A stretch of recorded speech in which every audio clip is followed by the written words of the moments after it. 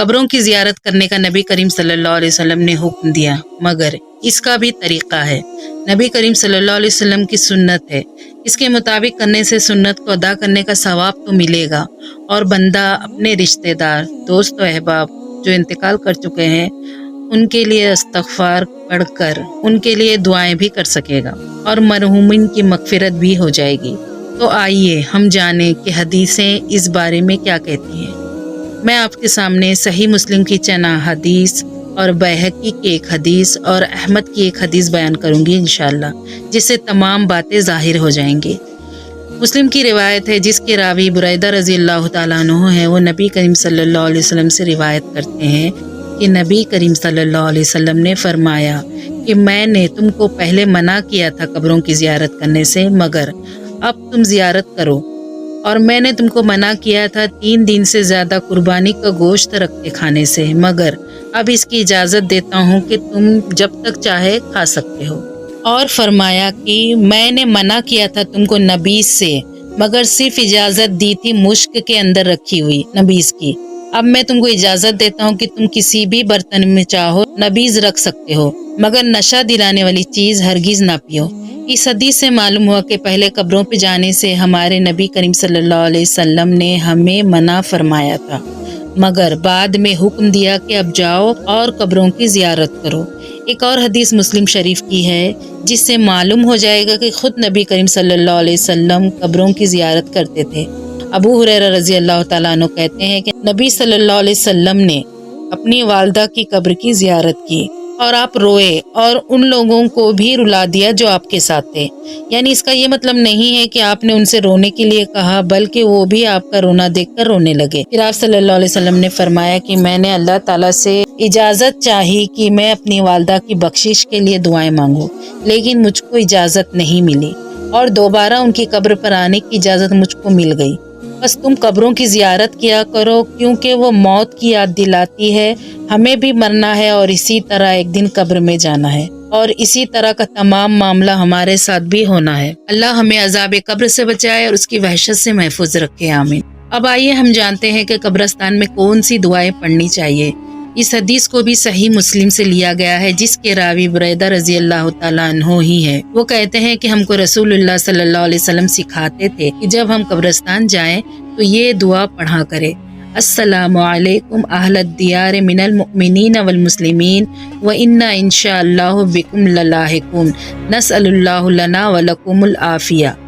اس دعا کا ترجمہ یہ ہے کہ اے گھر والوں مسلمانوں اور مومنوں، تم پر سلامتی ہو، ہم بھی اللہ اگر چاہے گا انشاءاللہ تم سے آ کر ملیں گے، اور دعا کرتے ہیں ہم اللہ سے ہمارے لیے بھی اور تمہارے لیے بھی عافیت کی۔ اس دعا میں کتنا بڑا سبق ہے، عبرت ہے زندہ لوگوں کے لیے کہ موت سب کو آنی ہے اور سب کو ہی قبر کی منزل طے کرنا ہے۔ جا کے دیکھے قبرستان میں کیسے کیسے لوگ جو کہ گھمنڈ سے چور تھے، آج مٹی بن کر مٹی میں مل گئے ہیں۔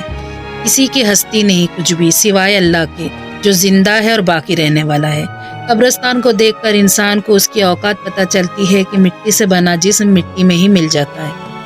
اب آئیے جانتے ہیں کہ حضرت عائشہ صدیقہ رضی اللہ تعالیٰ عنہا کیا کہتی ہیں نبی کریم صلی اللہ علیہ وسلم کے بارے میں، کہ آپ صلی اللہ علیہ وسلم کیا پڑھتے تھے جب قبرستان جاتے تھے۔ مسلم شریف میں روایت ہے عائشہ صدیقہ رضی اللہ تعالیٰ عنہا سے، وہ کہتی ہیں کہ جس رات نبی کریم صلی اللہ علیہ وسلم ان کے یہاں قیام فرماتے، یعنی ان کے یہاں آپ کی باری ہوتی، تو آپ آخری شب میں اٹھ کر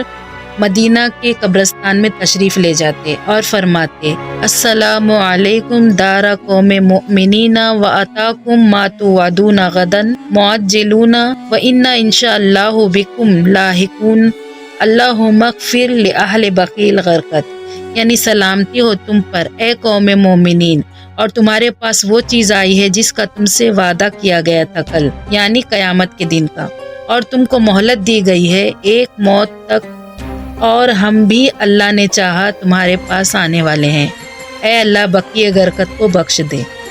اور ایک دفعہ حضرت عائشہ صدیقہ رضی اللہ تعالیٰ عنہا نے نبی کریم صلی اللہ علیہ وسلم سے پوچھا کہ قبروں کی زیارت کے وقت میں کیا پڑھوں؟ تو آپ صلی اللہ علیہ وسلم نے فرمایا کہے: السلام اہل الدیار من المؤمنین والمسلمین ویرحم اللہ المستقدمین والمستاخرین وانا انشاء اللہ بکم للاحقون۔ یعنی سلامتی ہو مومن اور مسلمان گھر والوں پر اور رحم کرے اللہ ہم سے پہلے آنے والوں پر اور پیچھے آنے والوں پر، اور ہم بھی انشاءاللہ اللہ نے چاہا تو تم سے بہت جلد آ کر ملیں گے۔ اس حدیث کو بھی مسلم نے حضرت عائشہ صدیقہ رضی اللہ تعالیٰ عنہا سے نقل کیا ہے۔ اب ابن ماجہ میں ابن مسعود رضی اللہ تعالیٰ عنہ سے روایت ہے کہ آپ صلی اللہ علیہ وسلم نے فرمایا، میں تم کو پہلے تو قبروں کی زیارت سے منع فرماتا تھا، اب تم ان کی زیارت کرو، اس لیے کہ قبروں کی زیارت کرنا دنیا سے بیزار کرتا ہے اور آخرت کی یاد دلاتا ہے۔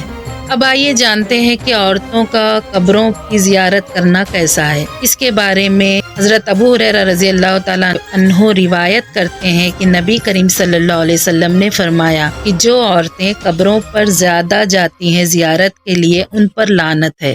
اس حدیث کو احمد، ترمذی، ابن ماجہ نے حسن صحیح قرار دیا ہے، مگر بعض اہل علم کا یہ خیال ہے کہ یہ حدیث اس وقت کی ہے جب ہمارے نبی صلی اللہ علیہ وسلم نے مردوں کو بھی قبروں کی زیارت سے منع کیا تھا،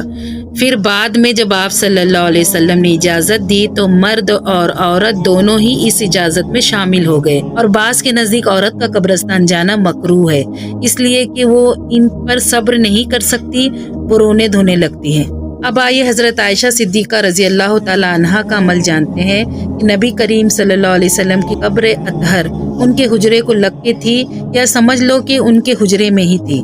بعد میں وہ بازو کے حجرے میں چلی گئی۔ تو آپ رضی اللہ تعالیٰ عنہا کا کیا عمل تھا اس کے بارے میں؟ احمد کی روایت ہے، عائشہ صدیقہ رضی اللہ تعالیٰ عنہا کہتی ہیں کہ میں اس حجرے میں جایا کرتی تھی جس میں رسول اللہ صلی اللہ علیہ وسلم مدفون تھے، اور جو آپ نے چادر اوڑھی ہوتی تھی وہ ہٹا کر رکھ دیتی تھی، یعنی جو حجاب کیا ہوتا تھا، اور دل میں یہ سوچتی تھی کہ میرے شوہر اور میرے والد ہی تو ہیں، ان سے حجاب کیسا؟ مگر جب عمر رضی اللہ تعالیٰ عنہ کو اس حجرے میں دفن کیا گیا تو قسم اللہ کی میں حجرے میں کبھی داخل نہ ہوئی مگر اس حال میں کہ پورے حجاب کے ساتھ، عمر رضی اللہ تعالیٰ عنہ سے حیا کے سبب۔ یہ چند احادیث ہم نے جانی قبروں کی زیارت کے بارے میں، اس سے پتہ چلا کہ ہم قبروں پہ جا سکتے ہیں، ان قبر والوں کے لیے دعائیں بھی کر سکتے ہیں، مگر ان سے دعائیں نہیں کر سکتے کہ جاؤ اور قبر والوں سے مانگنے لگ جاؤ، نعوذ باللہ، یہ تو کھلا شرک ہوگا۔ عورتیں بھی جائیں مگر قبروں کی بے حرمتی نہ کریں، بلکہ دعا جو نبی کریم صلی اللہ علیہ وسلم کی تعلیم ہے وہ پڑھیں اور حجاب کا خیال رکھیں۔ وآخر دعوانا الحمدللہ رب العالمین۔ السلام علیکم ورحمۃ اللہ وبرکاتہ۔